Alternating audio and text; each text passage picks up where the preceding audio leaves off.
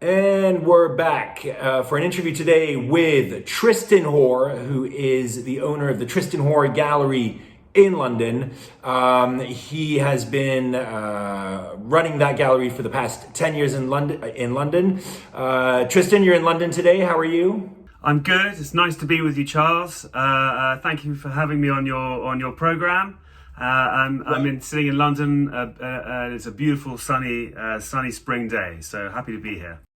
Fantastic. And today we will be talking about Antony Gormley's book on sculpture, but more broadly about sculpture in general and the art world in general, and riffing about that together. So, in fact, you currently have in your gallery a show by a French sculptor, Nicolas Lefebvre.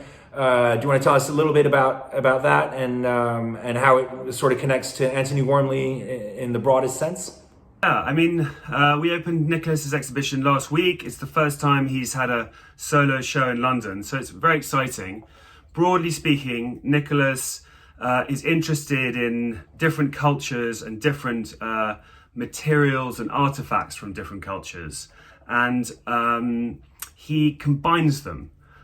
So he can find things that are found in auctions, things that are found in, maybe even washed up on a beach that he picks up on. He's interested in the form and the materials, and then he combines them. And I'd say that as a connection with Gormley, there is a strong one because Gormley, as you know, was interested in a very wide range of cultures and has always been very influenced by that. And that's the same case with Nicholas's work as well.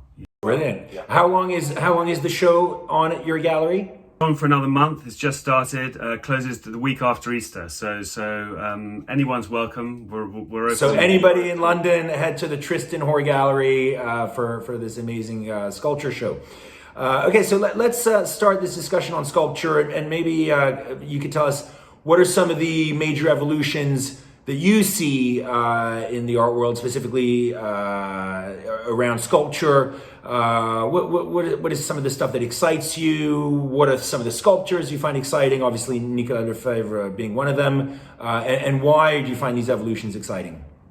It's a very broad question. And also a fair one. There's obviously a lot of things going on, and I'd say also a lot of things going on in different directions. If you're talking about the UK, then we have a strong tradition here, and really, in a way, you could start the current lay of the land with, let's say, the YBAs and Damien Hirst and this group of artists, because since then they've sort of opened up the landscape in a way to really to multiple different possibilities. Hirst, obviously, most people know him for spot paintings and these kind of things, but also for the animals and sharks in formaldehyde, which are deeply sculptural. And although they're conceptual and have lots of different ideas contained in them, they also connect to a much older tradition of natural history and these kind of things.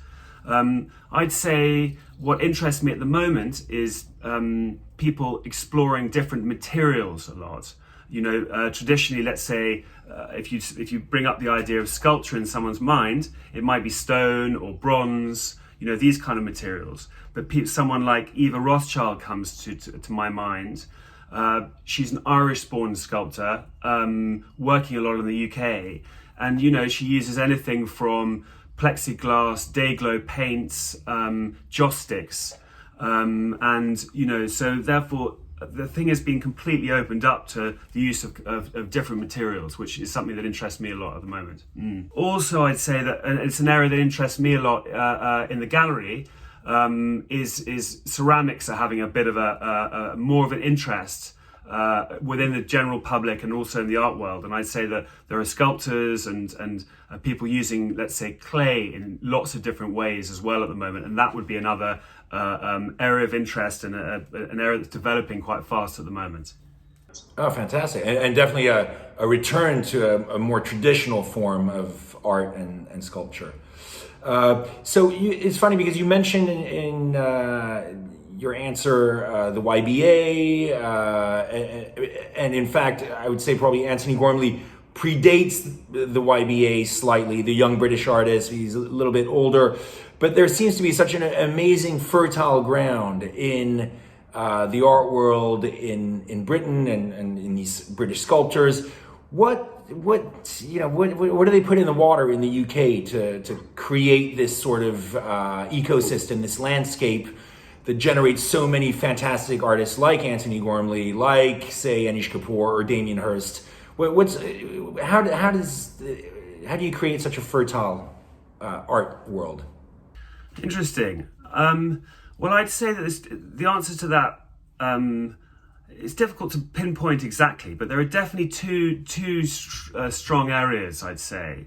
One which is very much connected with the UK itself, and that is that there's a strong tradition of sculpture which these other sculptors would learn growing up and be influenced by.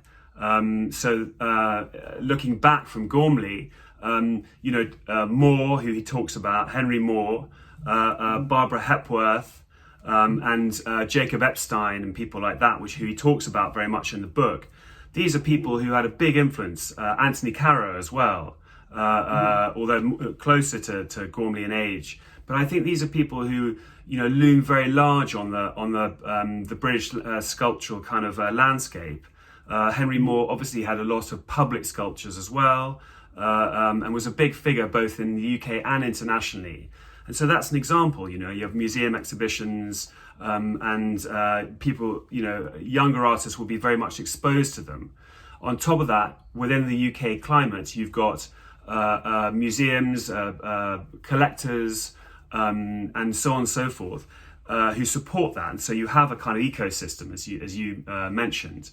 I also would say that it's probably very important that somewhere like the British Museum, which is the sort of one of the oldest sort of public institutions, and actually was put together after an act of Parliament and in a very conscious way, has sculpture from all over the world and all traditions, relatively more controversial today, but it's available to anyone who wants to walk around, and that's I'd say a very useful point of reference, and obviously it makes up an important part of the ecosystem. The other thing I'd also quickly say is that it's not necessarily purely a UK thing. There were many of these artists as well who would have been influenced by what was going on in Paris, also what was going on in America, these other centres. And as, let's say, media got a bit better from television and books and articles and newspapers, there was definitely, the UK is an outward-looking country, and I'd say there was a strong strain of nutrition coming from the continent and also from the United States. Mm-hmm. Very interesting recap. Thank you, Tristan.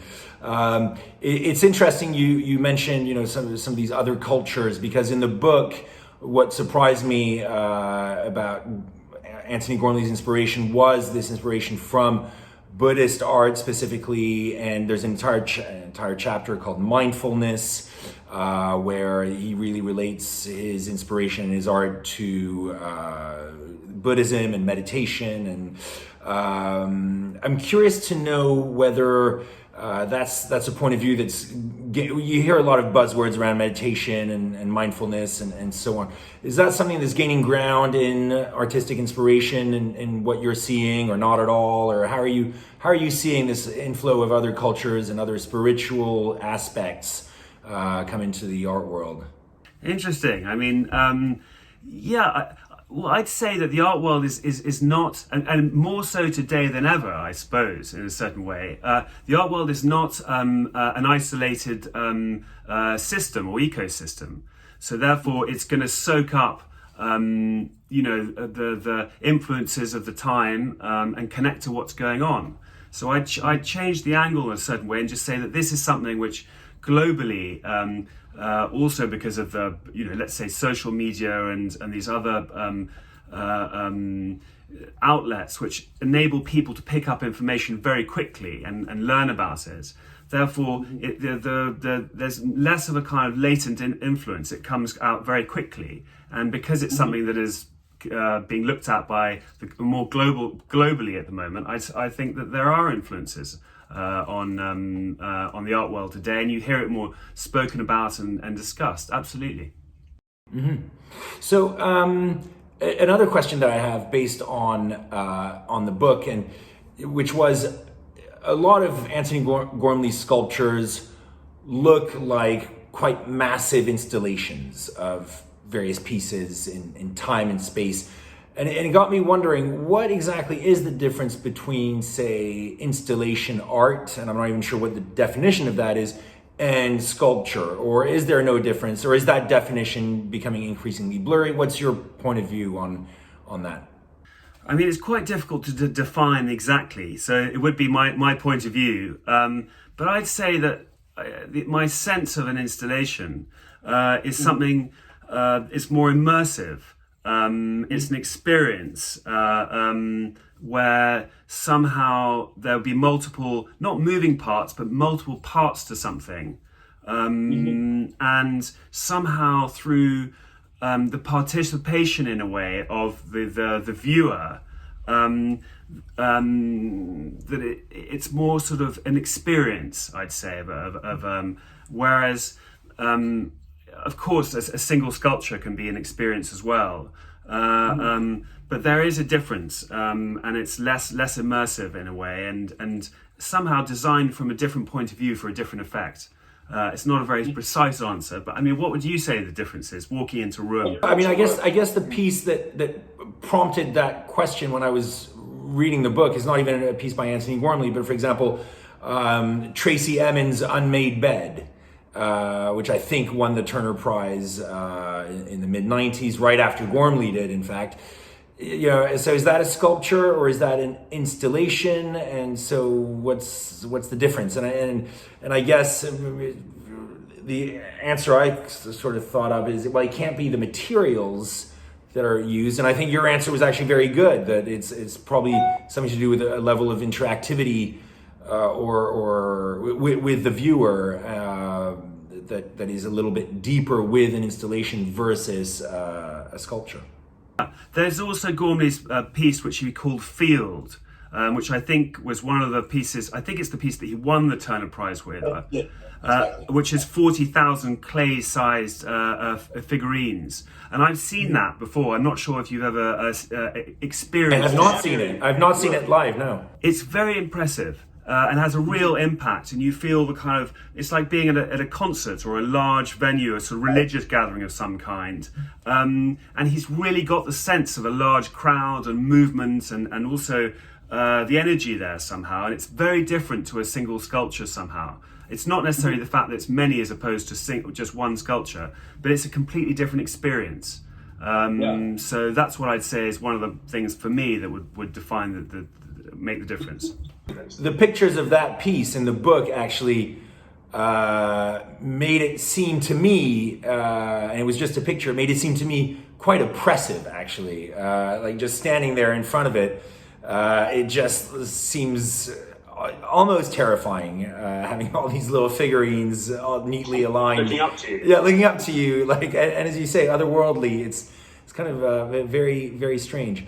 So another question I have for you is, again, back to Antony Gormley's art, the piece that I think will be mentioned in his obituary is probably Angel of the North, a massive sculpture in the north of England. And yet in this book, he doesn't really mention it at all. And nobody has the answer. I don't know why he would or wouldn't. Why do you think it's not mentioned in his book on sculpture, this massive sculpture that is probably most closely associated to him? Good question. I mean, it's pure speculation. I guess. Yeah, I think probably when it came out, also you have to look at things in the terms of the time and the context that they were produced in. It caused enormous amounts of, not controversy, but definitely a lot of people were writing about it. And part of it for me would be that actually you asked about the UK and Britain as a sort of an environment. the UK has both been very open-minded, but also I'd say if you look again to Europe and let's say France or things that were going on at a certain time, have been less exposed to kind of contemporary art and particularly conceptual art. So therefore, when this massive piece of public art came up, particularly in the north of England, there was a lot of people writing about it, debating it, and there was an enormous amount of ink spilled over it.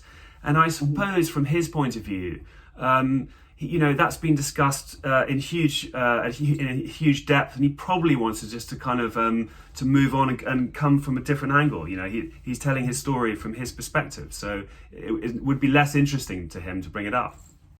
The short answer is he's sick of it, basically. Yeah, maybe. Yeah. Yeah. Okay. In this world of digital social media, NFTs, especially NFTs now, we're seeing this new art market pop out of nowhere. What's the role of sculpture in this future world of digital art, NFTs? How can physical art still justify its existence in this world? I think that's a false question. I think of course, it doesn't have to justify itself. It's existed for a long time. It's connected to a very ancient past. It's something we've always done, particularly which Gormley looks at very much as the body and the human form. And there will always be a place for that, for our reaction to someone else's experience or take on the human being. I'd say the material which we spoke about at the beginning of our chat, is also something very important. These natural materials, stones, clay, different marbles and so on and so forth. So I think that that will always have a place. The question is how does this new digital world fit in? The answer is I don't know. It's obviously going to be something important for the future and will evolve fast and will be something which will keep evolving and be part of the continued journey or story. But I don't think it's one or the other. Okay, interesting. But in terms of, let's say, the art market, and so from a strictly economic, financial point of view, there's only so much interest and or resources that can be deployed towards one sector of the art world, I would imagine. So if everybody's out there buying Bored Apes or Toasties, it becomes difficult to get some excitement for physical objects. Do you not feel that this, again, from a strictly financial point of view, not an artistic point of view, but strictly financial, that it would impact young artists who are thinking, well, what should I do? Should I make sculpture or should I make NFTs? And I see. More in terms of the people making them, the artists making them, as opposed to people. Yeah, or both sides, the artists themselves and the collectors. And I'm a collector. I have a limited amount of money. Should I buy a Gormley or should I buy an NFT? That's inevitably going to lead to some movements, I would imagine, in the art market. Absolutely. But I still think both will exist. And ultimately, the element of having something physically present in a room, in space, which is difficult to replace. The question at the moment with these digital forms is how are you going to show them? And there's only a certain number of monitors and screens that you want to live around necessarily. I think it's true. There'll be a lot more artists engaging with that, and there are a lot more collectors. But I don't think it'll completely replace it. What would you say as someone interested in art? For sure, it could never replace it. And as you say, the physicality of sculpture relative to the intangible aspect of NFTs, of course, there will always be a place. But I think the art world, we've seen a lot of bubbles over the years in different areas. And if it's one day the Impressionists and then the Cubists and then a lot of these different art forms rise and fall, and so it'd be interesting to see if I were a young artist today in a loft in Brooklyn, I'd probably be making You're quite right. Right. bored apes rather than physical objects. But that's just my mercantile side, I guess. No, I think it's right. I think it's right. So last question for you, Tristan, a very basic one. If you had all the money in the world and you could buy yourself one sculpture by obviously one artist, who would it be and why? What really attracts you? Good. I mean, it's a difficult one to choose. I think the artist who comes to mind is probably Brancusi, just because he's just a master of, nothing else is really like him. No one else is really like him. His use of materials, this ethereal kind of sense of someone who's really easily able to connect to a kind of higher level somehow, and at the same time transmit an experience of something very effortlessly through his work. They're just great objects, and I think I'd probably choose Bird in Space. Wow, fantastic answer. And if I'm honest with you, I probably would have answered the same artist. So, which work would you have gone for? I don't know the titles of the works necessarily. Is Bird in Space the quite long and narrow one? Yes, exactly. Yeah, That's the one. that's a beautiful one. The face of the woman with the big eyes is a fantastic one as well. That's another one I'd have gone for. Yeah. So I'd love to go to his the village in Romania, apparently there's a town. That huge column is. Yeah, a huge column, and there's an arch and everything, and I think it would be amazing to go there. Well, that's a trip. It's a trip for the future. Trip, you're on, Tristan. You're on. Yeah. Okay, well, anyway, thank you so much for your time, Tristan. It was such a pleasure to chat with you, and thank you for your time, and it was really amazing to learn about the art world through your perspective, and really encouraging people to go and visit the Tristan Hoare Gallery in London to see the sculpture Nicolas Lefebvre. It's open until Easter, you said. Exactly. Charles, it's been a pleasure. Thank you very much. What a pleasure. Thank you, Tristan. Bye. Take care.